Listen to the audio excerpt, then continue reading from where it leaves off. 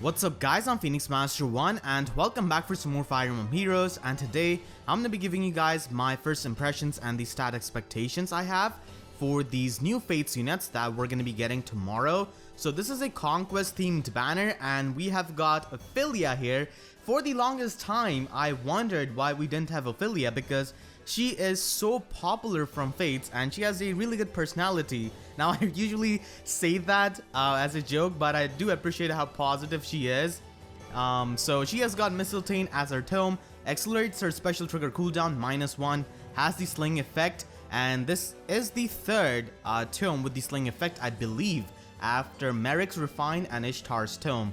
And at the start of turn 1, she gets -1 cooldown depending on every magic ally you have on your team. So this is really fun use because you could have turn 1 AoE specials, which is really incredible. Now that's really nothing new because you could definitely do that with some Infantry Pulse and Ostia Pulse users, but for Ophelia you need much less investment and you can do it without Infantry Pulse or Ostia Pulse. And -1 cooldown on her special makes her a really good user of special Spiral, and if you run 2 magical allies then you will have her special right from the start, so you do not really have to set up even for the special Spiral, and you can use special Spiral really well with her and pierce the heavens pretty much. So she's an incredible user of that skill. It's definitely a very expensive and premium skill and you need to kill one of the best infantry mages in the game, Levin, for that, but still it's an option that you can use on her. And she's got Rally Up Attack Plus. This is another power crept rally skill, so basically this is Rally Attack Tactic.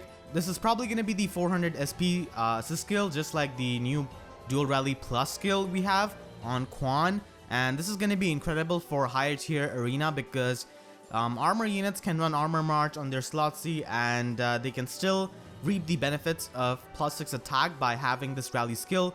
Attack and defense is pretty much the only thing they need, and this skill is really amazing with that. Whenever they get rally up defense, that's also going to be really incredible for the higher tier arena. And she's got Blazing Light as her special, so once again if you have 3 magical allies on your team, she will have turn 1 AoE special, which is really good for a lot of the in-game modes and also really good for arena defense. She seems like a fun unit to be used on arena defense, and if I get her, I would definitely put her on my arena defense team. And yes, a lot of people did find my Spring Xander, and that's definitely me. The +4 Mert Spring Xander is mine, and with this special she can be really powerful if she has 3 magical allies. And another thing to consider is that Infantry Pulse does stack up with this kind of effect. Even in the description of Infantry Pulse, it does say that it does stack up with similar effects. So if you have got a high HP magical unit, someone like Henry, then you could definitely run Infantry Pulse on them and also give the benefit of -2 cooldown to your Ophelia with that. So that's definitely something you can do. There are a lot of team options with Ophelia and she seems like a really fun unit. And she's got Sturdy Blow as a slotted skill. Pretty weird because usually mages do not really have this skill, and she comes with Chill Res.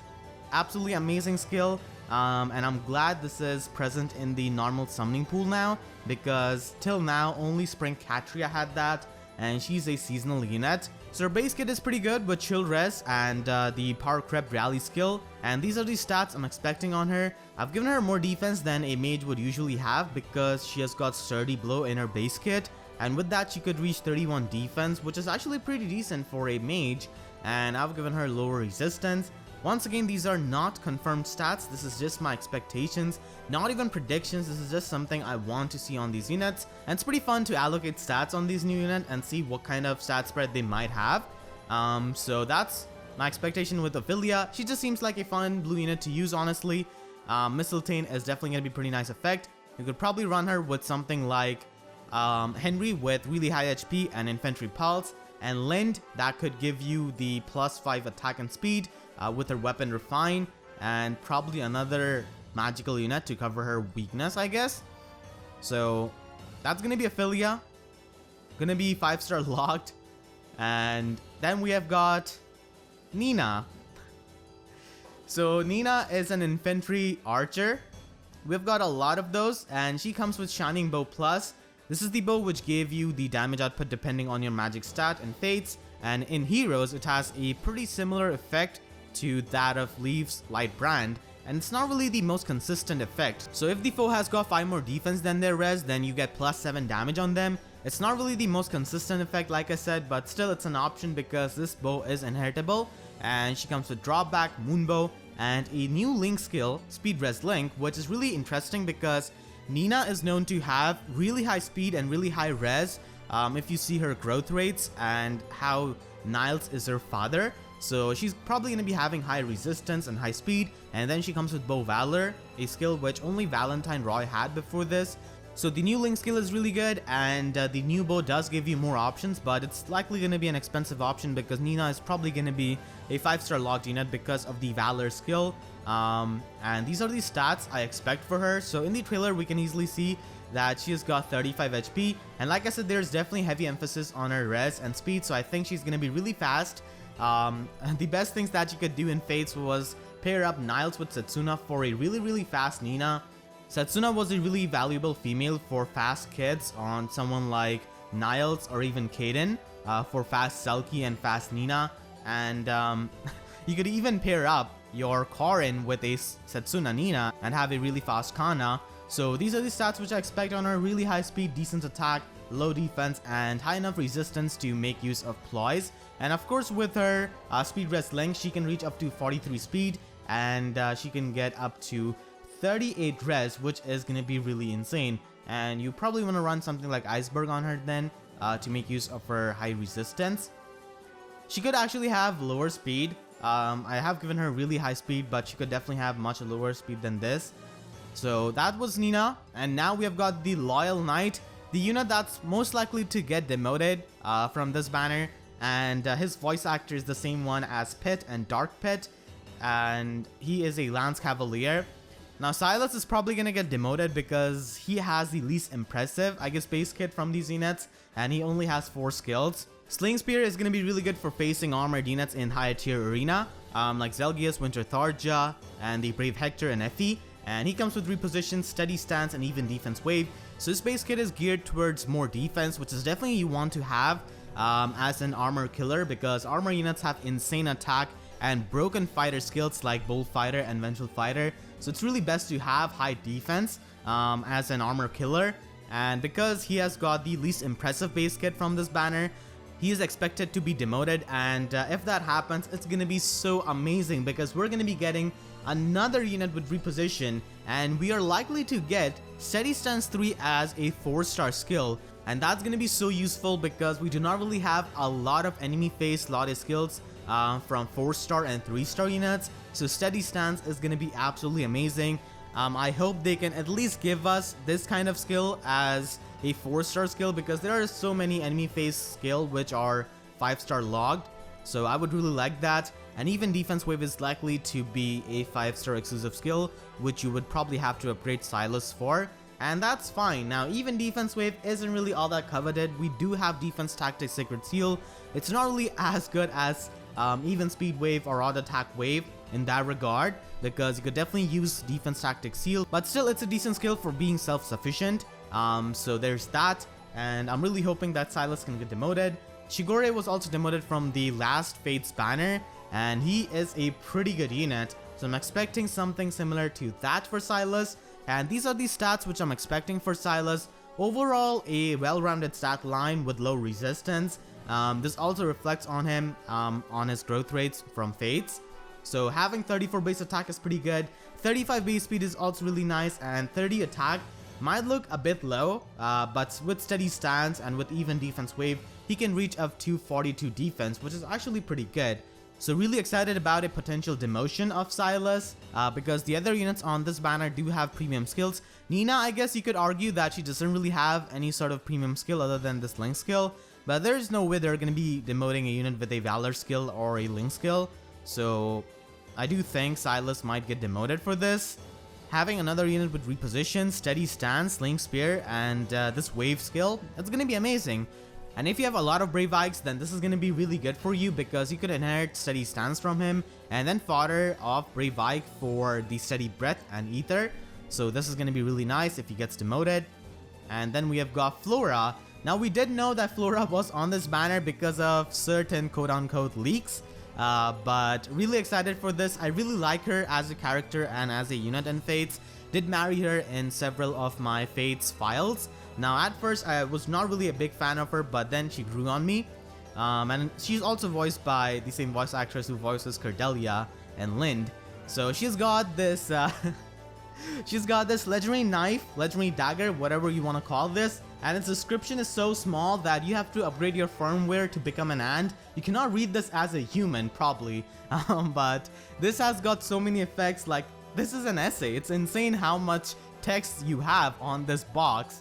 So she has got a slaying dagger pretty much, and if she initiates combat against any kind of sword, lance, axe or dragon unit, then she's given plus 20 defense. Plus 20? We have not seen this kind of stat bonus from any kind of weapon before. It's insane. So plus 20 means that she's gonna be having really good defense even if she has really low base defense, because plus 20 is massive. And if that unit can counterattack, meaning that if a sword, lance or axe unit has got distant counter, then she's gonna be able to make a guaranteed follow-up. And most dragons do run lightning breath, and units like Rima do have innate distant counter on their legendary breath. So she's able to make guaranteed follow-ups against these kinds of units. So if you have distant counter, then Flora gets plus 20 defense and makes a guaranteed follow-up attack. And after combat, she inflicts -7 defense and -7 res on target and foes within 2 spaces, like other daggers. So this legendary dagger effect is pretty insane. Plus 20 defense, this is so insane. Nobody would have thought about this, honestly. And she's got Iceberg, of course, and Iceberg is a 2-turn cooldown special with her legendary knife, and she's got attack res solo as a new skill. This new skill is actually pretty insane, but when you read its name for the first time and you see the word solo, you think of like Flame Segment and Walhart with his wolf bark and think of fighting solo away from your allies. But that's not really true. You just have to be 1 space away from your ally and you will get the boost. You just do not have to be adjacent to an ally. And they would have definitely made the skill much more balanced if it was something like Flame Segment or Walhart's effect, where you have to be 2 spaces away from your ally. So with this Lottie skill, you don't really lose out on much other than the spur skills or the hone skills, because you could still get the benefit of the drive skills, goad skills, ward skills, and even tactic skills. So this new skill is actually pretty insane, doesn't really have much of a drawback other than not being able to get hone buffs and the spur buffs, but you do get the drive and the tactic buffs, which in my opinion does make up for it. So this new skill is pretty good, and we have got Quick Riposte 3 on her and Defense Ploy. Quick Riposte 3 definitely makes me think that she's going to be slow, and Defense Ploy means that she's going to be having really high res. And let's see her in the action. So Flora is going to be attacking this Axe Knight. She does double this guy, and she procs Iceberg, and she does 22 bonus damage from Iceberg. So to do 22 damage from Iceberg, you will need to have 44 defense. Now obviously that's not possible, but she does have this skill, Attack Res Solo, which gives her plus 6 res. So you subtract 6 from 44 and you get 38 res, which is honestly so high. So this is the stat spread I expect her to have. So we can see her 38 HP and we can make out that she's going to be having 38 res. And for her defense, you can give her 18 defense so that she will have amazing mixed bulk with her dagger that gives her plus 20 defense. So she's going to be having 38 defense in the player phase and 38 res, which is so much. And because she has got Quick Riposte and her base kit is more geared towards doing more attack with Defense Ploy and Attack Res Solo, I think that she's gonna be slow. I do expect her to be opposite to Felicia, because Felicia does have high speed, low attack, so Flora could have high attack, low speed. These two sisters are opposite in a lot of regards. Like Flora is a better maid and Felicia is a clumsy maid. Felicia is really good in combat and Flora is not really all that confident in her fighting skills. So I do think that she's going to be opposite to Felicia. Now obviously I could be wrong and she could have high speed and low attack just like Felicia. But I would really like if we get a slow dagger unit with high attack and high defense, high res, because her speed is irrelevant for a lot of the matchups where you've got a distant counter foe. So she will be making the guaranteed follow-up attack, so that's why you do not really need speed for that. But for taking on weary fighter units, you do need to have speed to bypass the speed check. So in that regard, I guess the slow Flora could fail, and Flora could just be a high damage output, bulky dagger unit. And because of her defense and res, she could actually be a really good unit to face against dragons, because dragons do adaptive damage, and if you're initiating combat in the player phase against these dragons who have got distant counter on their weapon, then you'll be able to make the guaranteed follow-up attack, and you pretty much mitigate the adaptive damage because she will have the same defense and same res in the player phase. If we go with the stat spread I have, she could actually have lower defense if they want. She could definitely have something like 15 or even 13 defense if they want to, but I would really like her having 18 defense and having equal res and defense in the player phase. That would be pretty interesting, and quick repose definitely makes me think that she's going to be slow. So those are my expectations for the stat spread of Flora. She is a red dagger unit. She's actually the first of the colored daggers and the colored bows to be in the normal summoning pool. We are also going to be getting a Grand Tutor battle against Garen. Now, I'm not really the biggest fan of Garen, but he was pretty popular out of the Nohrian villains in Choose Your Legends, and I'm more excited about him being an axe armor unit with a legendary axe because that's going to be amazing for free-to-play guides. I'm really curious to see what kind of effect his axe has. It's probably going to be Bulwark, his personal weapon. It's probably not going to be having distant counter built in, but I'm really curious to see what kind of effect they give to that weapon. It could be something to reflect on how insane and sadistic he is, so that could be interesting. So those were my thoughts on this banner. Let me know about yours in the comment section down below, and do you agree or disagree with my stat spread? I would really like to know your opinion about that, and if you enjoyed, then please be sure to leave a like, and if you haven't already, then make sure to subscribe for more Fire Emblem Heroes content. And with that being said, I'll see you guys next time. Thank you so much for watching, and have a great day.